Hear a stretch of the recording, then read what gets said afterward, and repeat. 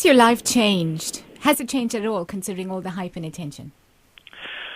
It's interesting because I went through a huge personal change in my life just before I actually landed the part. I'd actually left because I worked behind the scenes. I owned several companies in the production-related fields. I owned a visual effects house, all of that. I'd just left all of that.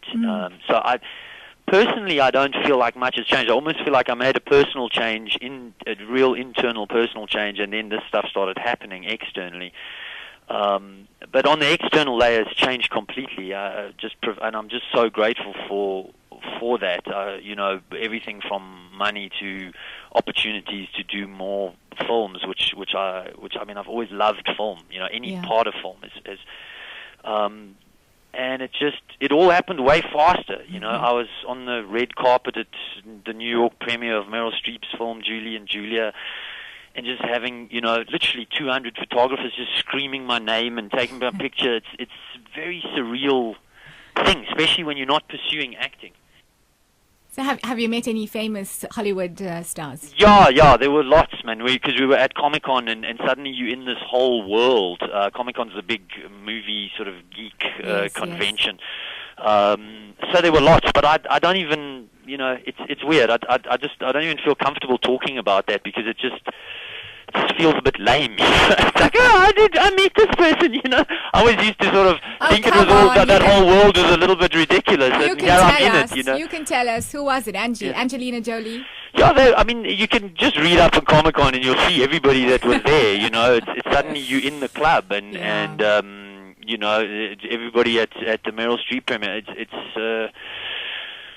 it's very surreal.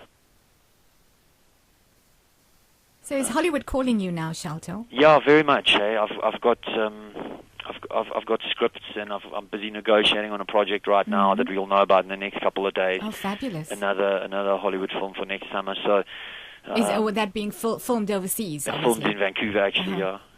Will you drop the SA accent? For the movie, yes, but I definitely won't. I was trying. One of the things I was trying to do on my interviews, because I do accents, I do get influenced every now and then by people that are around me, and my inflection changes sometimes when I'm talking to the Americans. Not my accent doesn't change, but my inflection changes.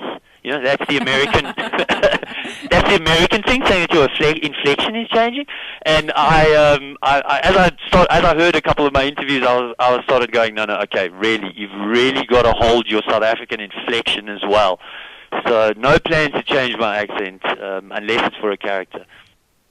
The parallels between District 9 and, of course, the country's history, apartheid, and the recent xenophobic violence is very apparent, probably to the South African audience more than it would be, say, to an overseas audience. Did you guys start out to make a movie making that parallel, or was it just a fantastic sci-fi movie that just happens to have that degree of parallel? Well, Neil Blomkamp is the writer, he's the director, he's the creator, and he's said time and time again in interviews, I just wanted to see science fiction in an African setting and make an interesting film. That was his primary motivation in making it. He never discussed with me the deep metaphors. Obviously, we drew on metaphors. We drew on our experiences in South Africa. I drew on them, people I'd met in South Africa in doing my character, emotions I'd experienced. The idea as a white South African of going through this feeling of, I was growing up in the tail end of apartheid, being ashamed to be a South African, then being proud of being a South African and what we'd achieved with the transition to democracy, then being afraid, is it going to turn into Zimbabwe? Are we going to get this right? Does democracy work with 11 official languages and cultures? And so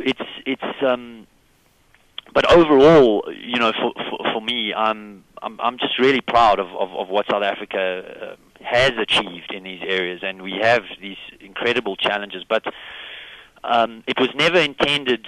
There's no major message in the film. It's as you'll see when you watch it. You can sort of debate about it at all sorts of levels. But on the main reason why it's raking in millions of dollars is it's got the popcorn movie elements. It's got the exciting movie element.